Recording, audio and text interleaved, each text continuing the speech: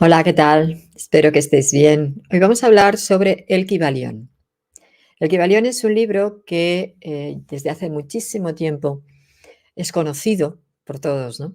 Pero que siempre se ha dicho de él que fue escrito o viene de la escuela de Hermes Trimegisto, siendo él el que pautó este texto. Pues esto no es real. El Kybalión no tiene nada que ver con ninguna escuela hermética, como ahora voy a explicar, y por tanto mucho menos tiene que ver con una creación del propio Hermes Trimegisto. Son muchos los textos que a lo largo de la historia, para ser considerados por la gente, ¿no?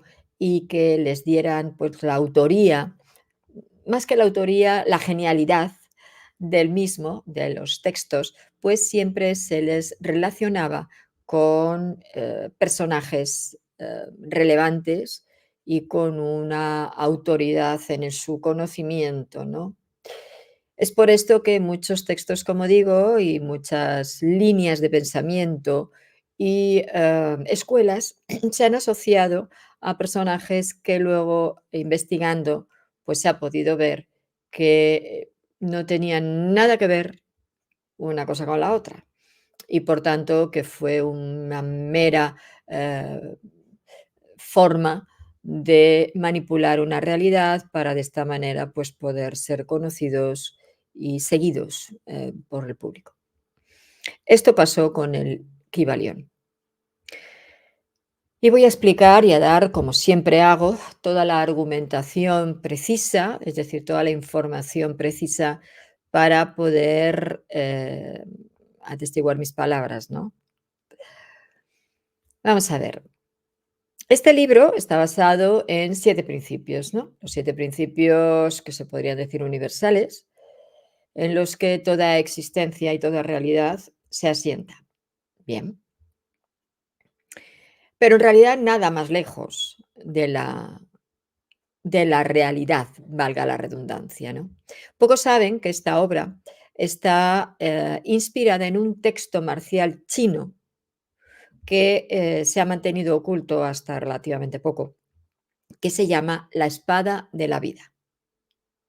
Este texto pertenece a un estudio del arte de la guerra, que probablemente lo conozcáis muchos. Y dentro de este arte de la guerra están lo que son los 37 aforismos de sabiduría que forman este libro de la espada de la vida. Son unos aforismos con una gran profundidad, tanto filosófico como esotérico, y por tanto, pues estos 7 principios del Kybalión en realidad no vienen, como digo, de Hermes, ninguna escuela hermética, sino que vienen de Oriente, de la tradición oriental de este texto del arte de la guerra, que en realidad no habla de la guerra como tal, como la lucha o la pelea con el enemigo, sino una forma filosófica de ver el reto en la vida, de ver cómo enfrentar y superar las situaciones de la vida, pero que están muy lejos de lo que sería una línea hermética, pues que es lo que nos ha llegado a nosotros como Kybalión, ¿no? La espada de la vida, formando parte de esta tradición literaria de este sistema chino de lucha, en realidad está basado en los principios del Kung Fu, de forma que se une a textos pues como los del Tao o como el I Ching o como el puño de la vida. Quizás el I Ching, el Tao y Kung Fu pues sí son más conocidos que el puño de la vida, pero todos ellos forman parte de la misma sabiduría profunda oriental. Se desarrolló un método de desarrollo tanto interno como externo, con una parte trascendental, una parte de estudio filosófico y otra parte práctico y de aplicación a la vida real. Así, en su afán de conseguir la perfección del individuo, los chinos quisieron, pues, con todo esto ordenar su mente y profundizar en sus creencias, en su filosofía, tanto del budismo como del sintoísmo, o en su religión, si queremos decirlo así, y también en su desarrollo de las artes marciales, que como bien sabemos, las artes marciales tampoco son técnicas de lucha, sino técnicas basadas en una filosofía profunda en las cuales ese cuerpo es una plasmación de lo que internamente se está queriendo mostrar, que luego es aplicado a una forma de defensa y a una forma de movimiento energético interno de equilibrio cielo-tierra, muchísimo más profundo que lo que sería una mera técnica de guerra. Así que entre los textos filosóficos en los que se apoya el arte marcial estaría esta espada de la vida. Este libro comprende en su totalidad de 72 páginas, es muy pequeñito, pero con una profundidad enorme, es como si todos estos aforismos, estos preceptos, estuvieran condensados con toda su energía en estas pocas páginas, ¿no? Y son unas sentencias que nos aportan la base de la existencia, que es lo que llaman aforismos.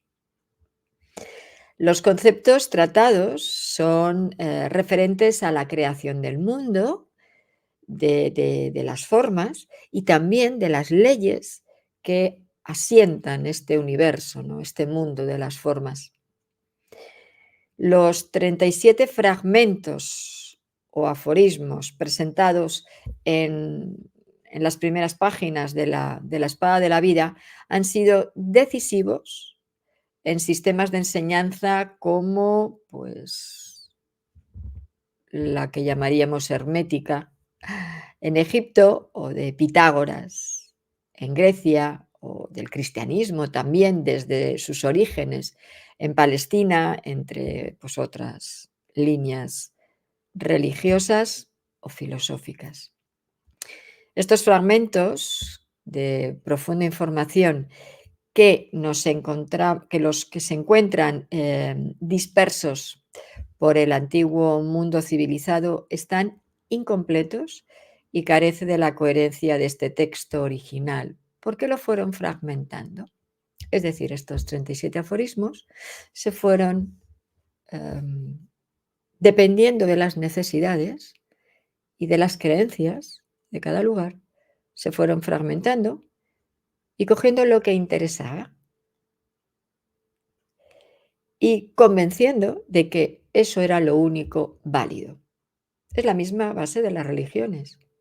Cada religión dice que la propia es la única válida, siendo una mera interpretación humana de una realidad mucho más profunda y mucho más compleja. Por tanto, como digo, pues no tenían toda la profundidad de este texto original, ¿no? Los sabios que en esa antigüedad iban como nómadas, ¿no? Yendo de un sitio a otro por el mundo, llevaban el conocimiento de estas religiones, de estas tendencias.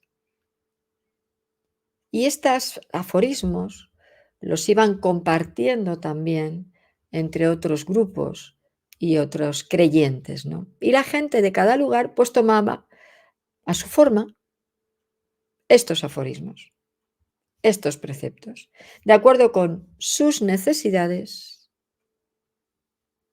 de la época o de su propio temperamento. Así, por ejemplo, Pitágoras tomó la parte más abstracta, dándole forma a los números. Hermes, por su parte, tomó la parte materialista, centrándose en las leyes físicas más que en las espirituales. Todos comparten una misma raíz, eso sí, pero cada uno los desarrolla pues dependiendo de sus inclinaciones. No apareció por lo que podríamos decir generación espontánea, ¿no? Las filosofías, todas estas líneas de pensamiento, sino que hubo una fuente primaria, una fuente común, que luego, como digo, cada uno lo adaptó, ¿no? Por tanto, todas estas corrientes tienen la misma fuente común de pensamiento. Y qué curioso que fueron los sabios chinos del desierto quienes aportaron todo esto. Una de las vías de comunicación más extensa fue la llamada Ruta de la Seda, ya que a través de ella pues se iban los viajeros uniendo, ¿no?, a estas caravanas e iban pudiendo así también, y estos sabios también iban pudiendo pues compartir todo este conocimiento. De lo que compone la espada de la vida, lo que más se conoce son los 7 aforismos propios del llamado Kybalión, ¿no? Pero, como he dicho, eran 37, no 7. Otra historia también fue tomada, que fue tomada de este libro, es la que tiene que ver con la historia de Job. Fijaros, parece que no tenga nada que ver. Pues sí, también hay ahí, en este Kybalión, parte del libro de Job. Fue una mezcolanza. Solamente tenemos que saber tirar del hilo y averiguar qué pertenece a qué. La lengua original del texto era un idioma muy antiguo, de 5000 años de antigüedad, ¿no?, que posee la raíz del lenguaje chino, del lenguaje sánscrito y del lenguaje semítico. Esos 3 lenguajes tienen una lengua original anterior, que era el llamado Chang-San, por lo que seguía viniendo de Oriente. Y de ahí, bueno, pues se diversificó en estas 3 lenguas, chino, sánscrito y semítico, cuando fue readaptado, ¿no?, a las formas de diálogo o de lenguaje básico, sin tener esa estructura de lenguaje real previo. O sea, de los lugares, perdón. El símbolo de la espada, por eso, ¿por qué se llama la espada de la vida? Y por qué el arte de la guerra se basa en la espada y no en otro tipo de arma, ¿no? ¿Por qué una espada? Pues por lo que representa la espada. El símbolo de la espada no es el que se le tiene en la actualidad, como eso, guerra, muerte, enfrentamiento, ¿no?, sino que era el símbolo del espíritu del guerrero, no era el arma del guerrero, era el símbolo de su espíritu. Se relaciona con el pensamiento y con el discernimiento, de manera que se consideraba que era la superación de uno mismo, la lucha contra las propias sombras, contra los propios fantasmas y propios enemigos. También habla de la valentía, habla del coraje, de la autosuperación y sobre todo de la superación de las situaciones de vida. Nada tiene que ver esto con enfrentarnos a nadie, sino a uno mismo. Por tanto, la espada nos representa en lo más profundo de nuestro ser. Más contemporáneamente se relaciona con el elemento aire y por tanto con el pensamiento y con la comunicación. También estaría relacionado con la justicia y con la verdad, porque también simboliza o representa a la Kundalini. En los 4 elementos representados, por ejemplo, en el tarot, con los 4 palos, ¿no?, de las cartas, la espada es el aire, por lo que habla eso de pensamiento. Las copas es el agua, emociones. Los oros es la materia, el dinero. Y el fuego es la energía o la vitalidad o el impulso vital. Creo que es importante volver a recuperar todo lo que en origen representaban las cosas, simbolizaban las cosas, porque es la única forma de poder comprender el porqué de todo esto. no de pretender traducirlo o interpretarlo desde nuestra visión actual, que es muy ignorante, porque hemos perdido toda esta sabiduría ancestral. Somos bastante menos sabios que los antiguos, pero no solamente por esto, sino porque esa no sería la verdad. La verdad es la que generó el origen, la que se creó en el origen. ¿Por qué eso era así, no? Y no es lo típico de no, no es una verdad real, está subjetivizada, no, esa era la verdad de por qué se creó aquello, que generó esa simbología, cómo se explicaba, qué sentido tenía. En Japón, por ejemplo, la espada también toma una consideración de honor, de vida y de justicia. Ahí tenemos a los samuráis. Los samuráis seguían la misma línea filosófica china, no eran meros guerreros que mataban por matar. Aparte de aprender el arte de la guerra como lucha contra el enemigo, también era el arte de la guerra interna. Había un trabajo personal muy profundo y no consideraban al enemigo como alguien que había que degollar y matar, pues porque era malo y era, vamos a ver, el demonio personificado. No, se consideraba un enfrentamiento de igual a igual y se le respetaba profundamente, cosa que en la actualidad no se respeta al otro. Ya no digo al enemigo, ni siquiera al otro. Pues ellos lo llevaban al extremo de que ese supuesto enemigo, porque era de otro lugar, porque venía a lo mejor a invadir su territorio o porque tenía que haber un enfrentamiento por la razón que fuere, había un grandísimo respeto y ellos comprendían que ese otro tenía que protegerse, defenderse, al igual que ellos. Y por tanto siempre se hacía desde unas leyes, desde unos principios. Eso está claro que, por ejemplo, en Europa pues no existía, no, pero en Oriente sí. Porque Oriente siempre ha llevado, yo no digo en la actualidad, ¿vale? Digo en origen, en la antigüedad. Llevaban otras, eran guiados por otros principios. ¿Cuáles eran estos 7 principios del Kybalión y cuáles eran los verdaderos aforismos de los que lo sacaron?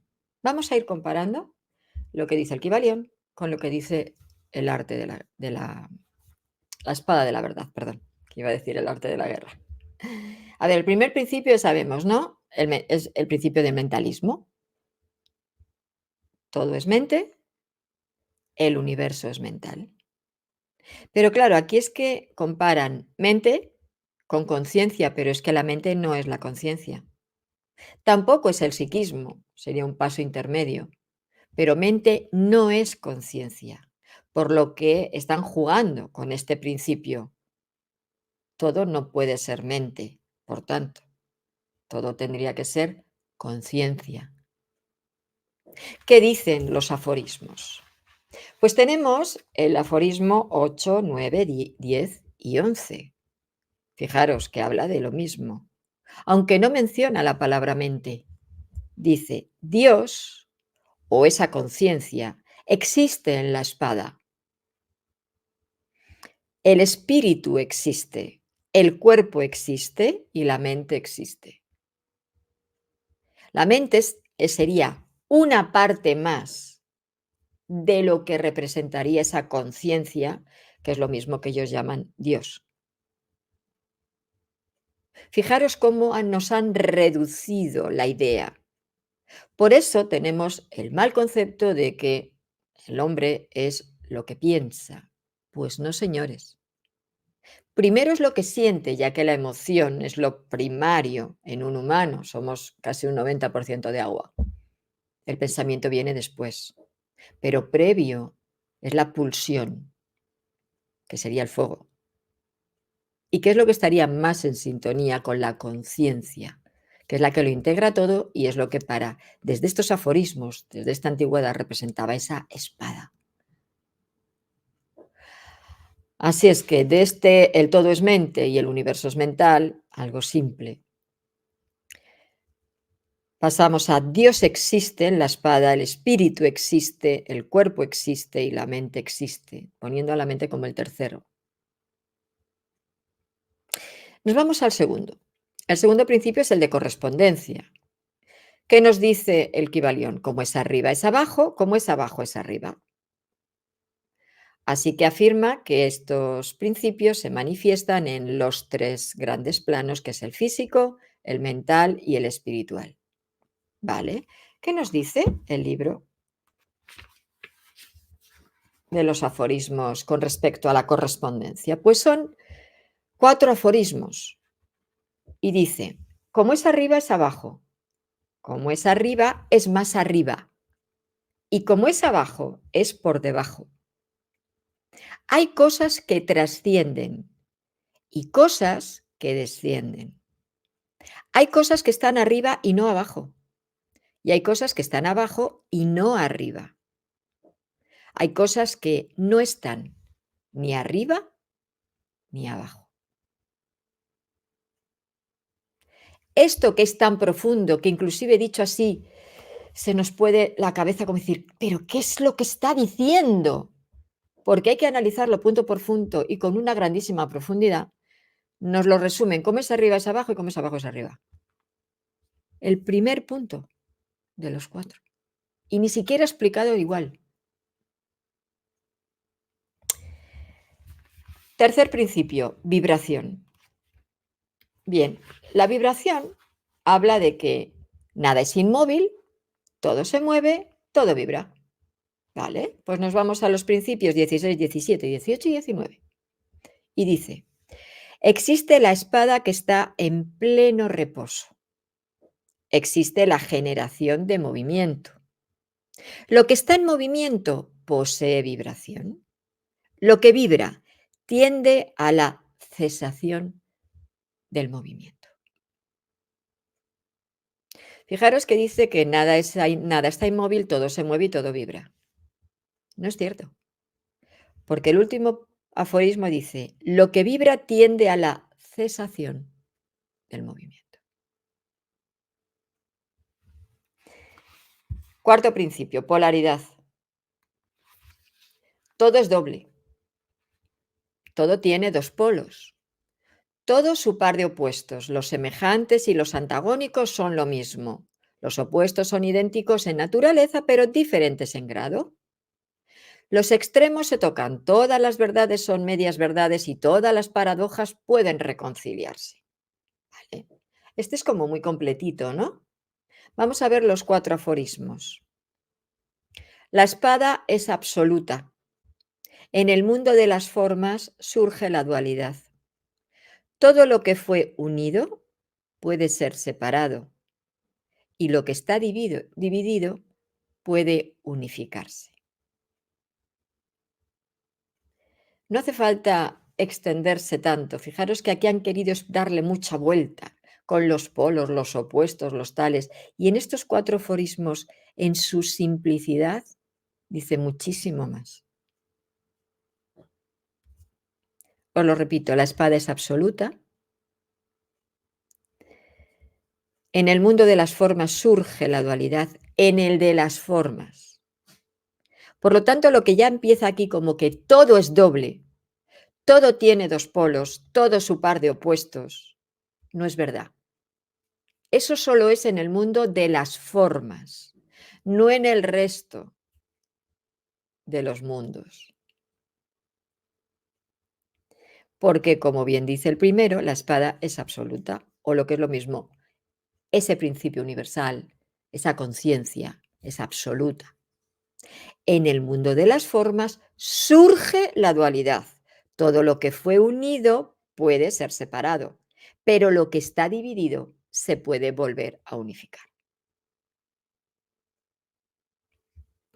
Siguiente principio, el ritmo. Todo fluye y refluye. Todo tiene sus periodos de avance y retroceso. todo asciende y desciende, todo se mueve como un péndulo, la medida de su movimiento hacia derecha es la misma que la de su movimiento hacia izquierda y el ritmo es la compensación. Vale. 4 principios igualmente, 4 aforismos. Existe el ritmo. Existen cosas que carecen de ritmo. Existen cosas que carecen de ritmo, por lo que no es cierto que todo fluye y refluye, todo tiene sus periodos de avance y retroceso, todo asciende, desciende, todo se mueve como un péndulo. Pues no. Existen cosas que carecen de ritmo. Existe el romper el patrón. Existe la generación de nuevos ritmos. Porque aquí solamente habla del ritmo fluido, es decir, idéntico hacia derecha, hacia izquierda, con la misma pauta. Y no es cierto, eso no es el ritmo. El ritmo puede tener una pauta, cambiar a otra, volver a la anterior, sigue siendo igualmente ritmo. Y eso es lo que explican estos 4 aforismos, que no tiene nada que ver con la simplicidad y la cortedad de ese quinto principio del Kybalión. El sexto es el más conocido, ¿no? La ley de causa y efecto, que es lo que se relaciona con la ley del karma. Pero es que el karma en realidad no es lo mismo que la ley de causa y efecto. ¿Qué nos dice? Toda causa tiene su efecto, todo efecto tiene su causa, todo sucede de acuerdo a la ley. La suerte o azar no es más que el nombre que se le da a la ley no conocida. Hay muchos planos de causalidad, pero nada escapa a la ley. Vamos a ver qué nos dice la espada de la vida. Existe la causa que genera el efecto. No es que toda causa tiene su efecto y todo efecto su causa, no. Existe la causa que genera su efecto, pero existe el efecto sin causa. Muchas causas pueden generar un solo efecto, pero muchos efectos pueden devenir de una sola causa. Fijaros la complejidad que puede costar comprender de estos 4 aforismos. Y claro, aquí decimos, la ley del karma. Pues no, porque relacionamos karma con encarnaciones. Y el karma no tiene y no exige, sería mejor decir, encarnación, porque es un principio universal. Y nosotros pretendemos todo achicarlo a nuestro pequeño mundo material. Y ahí tenemos el problema. Karma no exige encarnación. Y como bien dice aquí, no toda causa tiene su efecto, no todo efecto tiene su causa, todo sucede de acuerdo a la ley, sí, claro, pero no a esta ley de causa y efecto del Kybalión, sino a una ley mucho mayor, porque se sale del plano mental, es un plano conciencial. Esa sería, yo creo, la clave. Y el último es el del género. El género existe por doquier, dice el Kybalión. Todo tiene su principio masculino y femenino. El género se manifiesta en todos los planos. En el plano físico es la sexualidad. Pues a ver qué nos dice. Desde luego de sexualidad no habla nada. Cierto. Volvemos a traerlo a nuestro pequeño mundo. ¿Todo está en relación con la sexualidad? Cierto que no. Nos dicen los 4 aforismos. Hay cosas que poseen caracteres femeninos y masculinos, pero hay cosas que son neutras. Y según el Kybalión y ahora explicaré quién fueron esos 3 iniciados creadores, la neutralidad no existe. La androginia no existiría, cuando sí es una situación real, un hecho real, tanto en nuestro mundo como en otros, por supuesto. Pues según esto no. Pues el aforismo dice que sí, que existe, que hay cosas que son neutras. Existe un principio femenino absoluto, por supuesto, igual que existe un principio masculino absoluto. Pero igual que existe el principio femenino absoluto y el principio masculino absoluto, hay cosas que poseen características de los dos, femenino y masculino. Y hay cosas que tienen características neutras porque ni es uno ni es otro. Mucho más profundo, ¿no? Pues fijaros que hay algo tan profundo que pertenece a este libro de la espada de la vida, que aparte de los aforismos, por supuesto, luego está la segunda parte que los explica y los extiende, pero que no es el motivo de este vídeo. Si queréis comprarlo, está a la venta, es de Editorial EDAF. Pues, como digo, aparte de los aforismos, está pues toda una narración, ¿no? Igual que la historia de cómo llegaron a ello y todo, para que podamos comprender e ir a la verdad, al origen. Vale. ¿Cuál fue la intención, por tanto? Pues la de siempre. Manipular las conciencias o las líneas filosóficas o las escuelas hacia propósitos específicos. Pero igualmente aquí tendríamos otra parte y es que esos supuestos tres iniciados que no eran tal, se debían de pensar que la humanidad no estaba preparada para algo tan profundo y lo tenían que poner tan simple que le quitaban toda la esencia real. Y no solo eso, es que impedían que un conocimiento tan profundo nos llegara. Y que además se pensara que eso era lo único auténtico y que ahora lo que os estoy contando es falso, cuando es al revés. Porque el Kybalión es mucho más moderno que el arte de la guerra. Y por supuesto que este texto de la espada de la vida.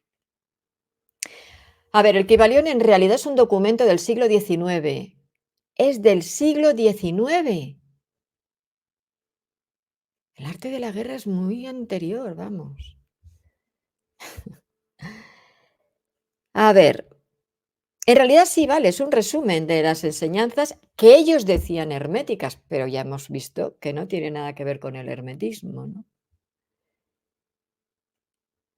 Y como no podían poner los nombres porque les tenían que dar una categoría de escuela iniciática, de antigüedad y de línea hermética, ¿qué pusieron? Los tres iniciados. Y nadie se cuestionó que el hecho de no poner un nombre ya era algo mosqueante. Se interpretó como humildad en vez de encubrimiento, que es lo que fue.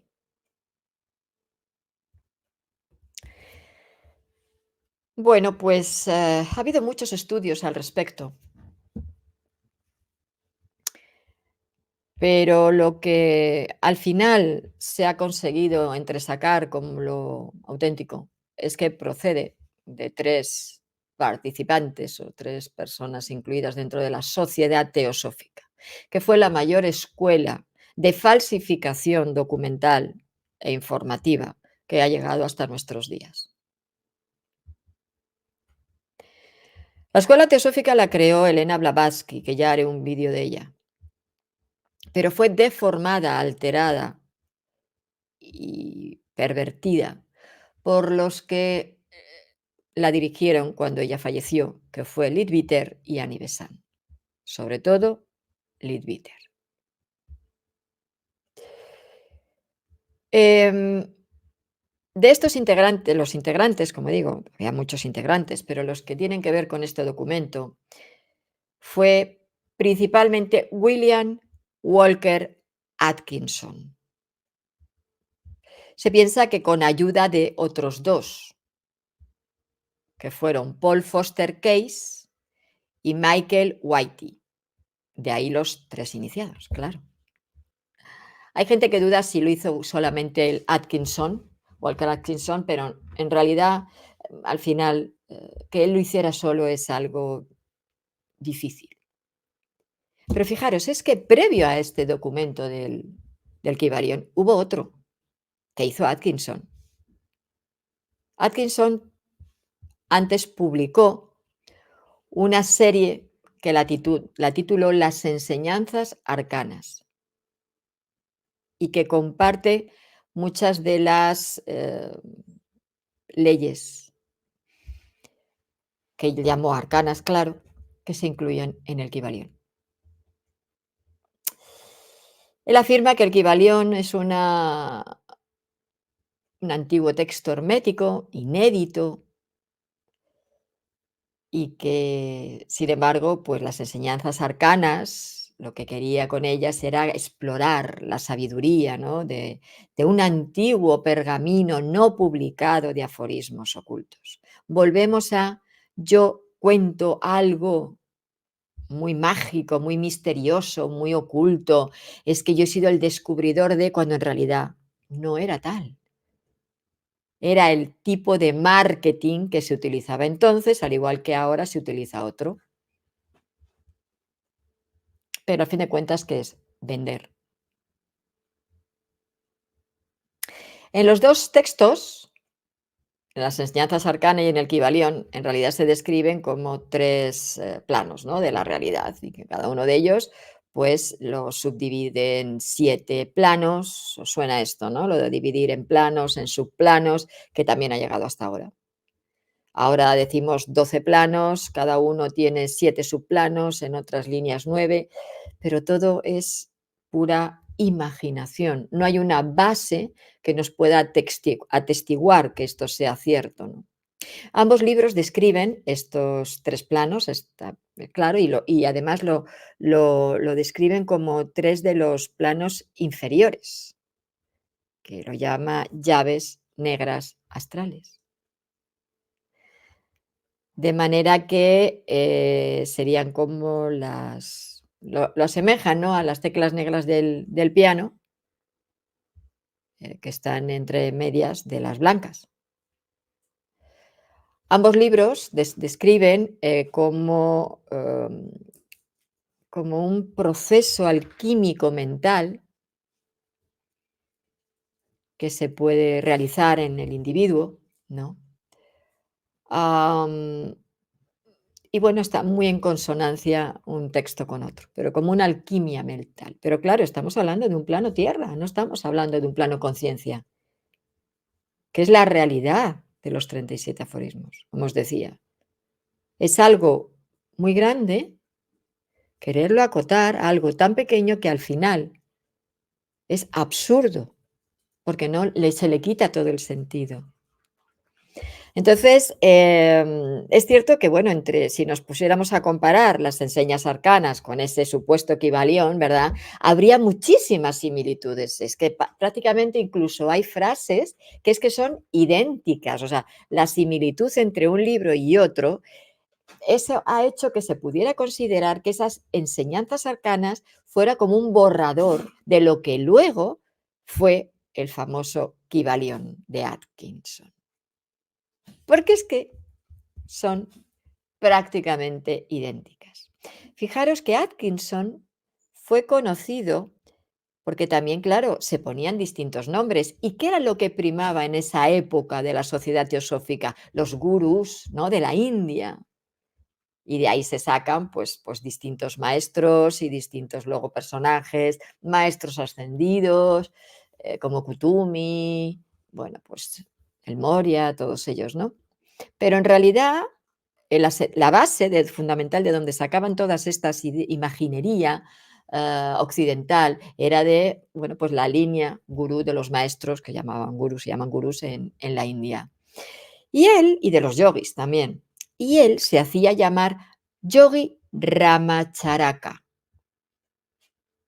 También se hacía llamar Swami Panchedasi. También se hacía llamar Magus Incógnito. Theodore Sheldon, Theron Q. Dumont, Magos Incógnito y otros seudónimos. Fijaros qué punto de engaño ha llegado hasta nosotros. Se pudiera pensar que cada uno de estos personajes son distintos, no, todos son el mismo, todos son este mismo señor, Atkinson. Claro, con cada uno de estos seudónimos escribía libros distintos, panfletos distintos, artículos distintos. Inclusive creó su propia escuela y su propia editorial. Pero ahora llega lo más grave. No solo que fuese el creador de este engaño Kybalión, sino además que fue el creador de la corriente del nuevo pensamiento y ciencia mental. Parte de esas bases de lo que ahora llamamos New Age las instauró este señor, que sus escritos, sus pensamientos, sus ideas, su imaginería, su imaginación, dominó los finales del siglo XIX y principios del XX y dio paso a esta línea pseudo-espiritual por excelencia, ¿no? A esta gran confusión filosófico-religioso actual, que entre ellos está esta famosa New Age, porque viene precisamente el nombre de New Age de esta línea que él creó de nuevo pensamiento y ciencia mental. Él era devoto del yoga, del ocultismo oriental, y fue em, lo que generó este asiento, ¿no? Esta base de pensamiento nuevo, que luego tenéis el vídeo de New Age, de cómo fue creada la New Age en el canal, os pondré la etiqueta para que podáis escucharlo o verlo y de esta manera completar más la información, porque también fueron muchas más. O sea, lo que sería la idea de crear esta nueva religión, no es que venga de él, pero sí este hombre creó las bases en las que se basó la nueva religión, New Age. Y parece mentira que hasta el día de hoy se siga creyendo que la New Age es la línea espiritual por excelencia. También este hombre contribuyó al desarrollo de la psicología oculta, y, sobre todo a todo lo que es el mentalismo, ¿no? Em, en la relación con unir ambos ámbitos, ¿no? Claro, la espiritualidad actual está basada en ficción. Por un lado tenemos las religiones antiguas amoldadas al tiempo de ahora, lo que antes eran dioses ahora son extraterrestres, lo que eran preceptos auténticos como es lo que os he mostrado de los principios de los aforismos, de la espada de la vida se convierten en 7 leyes simples y banales que no tienen contenido ninguno, del cual se ha querido sacar todo el contenido. No, no, sí, sí, por poder, eh, ¿cómo decir? Filosofar, se puede filosofar de cualquier cosa, ¿no? Hasta de una mota de polvo, pero esa no es la cuestión. La cuestión es que si la base es falsa, todo lo que deriva de ella no puede llevar a la verdad nunca. Si la base es una alteración de algo que pudiera ser en origen auténtico, es una alteración, es una perversión, lo que deriva al final es una nada, es un vacío, es una creencia falsa como todas las religiones, que en realidad no nos hablan de una espiritualidad real, sino de una interpretación humana o de un deseo humano o de una intencionalidad humana. Así que bueno, pues esta creación de Atkinson del nuevo pensamiento, pues fue el movimiento precursor de la nueva era. ¿Cuáles son escritores de este nuevo pensamiento? Voy a daros una lista que he apuntado de esta escuela.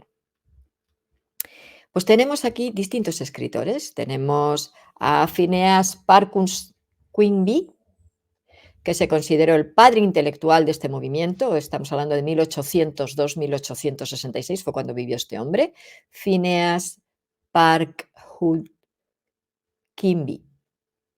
También fue influido por la obra del ministro unitario Ralph Waldo Emerson, perdón, que se me iba la R. Estamos hablando de que este señor es el iniciador del trascendentalismo, otra línea. Estamos hablando también del siglo XIX. También forma parte de este pensamiento escritores como Thomas Troward, Charles Wilmore, este fue el fundador de Unity. Emma Curtis Hopkins, fundadora del College of Metaphysical Science. Ya estamos hablando de metafísica, línea metafísica, ¿no? Elizabeth Town, Emmett Fox, que influyó en Alcohólicos Anónimos. Ernest Holmes, fundador de Religious Science International. Fenwick Holmes, Horatio Dresser, James Dillett Freeman, Joseph Murphy, Julius Dresser, Mary Baker Eddy, William Walker Atkinson, que es el que estamos hablando, Prentice Mulford, Napoleón Hill, y así llegamos a Connie Méndez, por ejemplo, la creadora de la escuela metafísica. Y llegamos a Louise L. Hay, la del pensamiento positivo.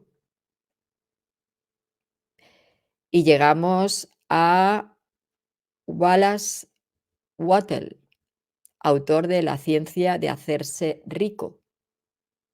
Y llegamos a Wayne Dyer, creo que se dice así, ¿no? Dyer, que también es muy conocido. Todos ellos son escritores dentro de esta línea del nuevo pensamiento, creada en principio, como digo, porque se considera que sea Phineas Parkhood Quimby, pero quien adoptó todo este pensamiento fue William Walker Atkinson y hay algún otro que es anterior a él, ¿no? Porque Atkinson es del 1862, tenemos a Thomas Troward, empezó antes que él. Pero luego los demás prácticamente son posteriores. Por lo tanto, aquí os dejo toda esta información para que si queréis seguir investigando. Y bueno, simplemente para que sepáis que no es oro todo lo que reluce y que en nuestro momento actual está basado en tantas alteraciones, interpretaciones y deformaciones de algo original por intereses, manipulaciones y marketing, que deberíamos de plantearnos que para creer en algo, primero y ante todo, tenemos que investigar, estudiar y escuchar distintas líneas y después, pues, llegar a una verdad mayor. Si no queremos decir que es la verdad universal, no, a ver, eso, pero una verdad mayor que la que nos han querido plantear como tal. Pues aquí os lo dejo y hasta pronto.